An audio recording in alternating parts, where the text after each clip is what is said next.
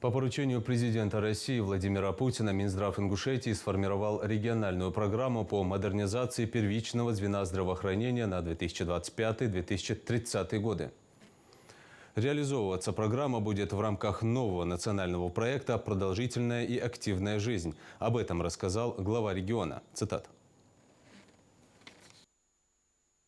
На 2025 год программа уже согласована по всем мероприятиям. Речь идет о завершении строительства участковой больницы в сельском поселении Али-Юрт, строительстве ФАПа в сельском поселении Чемульга, закупке медицинского оборудования и автотранспорта для первичной сети здравоохранения. Для улучшения инфраструктуры медицинских организаций в региональную программу на 2026-2030 годы включены мероприятия по строительству 6 больниц и поликлиник, 2 фельдшерско-акушерских пунктов, 12 сельских врачебных амбулаторий. Кроме того, планируется осуществить капремонт в 5 объектах здравоохранения и оснастить первичное звено более чем 500 единицами медицинского оборудования, автотранспортом и передвижными мобильными комплексами. Проекты, реализуемые в сфере здравоохранения в рамках нацпроекта здравоохранения, позволили нам поэтапно модернизировать всю систему. Впервые проведена масштабная работа, которая охватила все уровни медицинского обслуживания. Поручение президента России связано с повышением качества первичных медицинских услуг в регионах.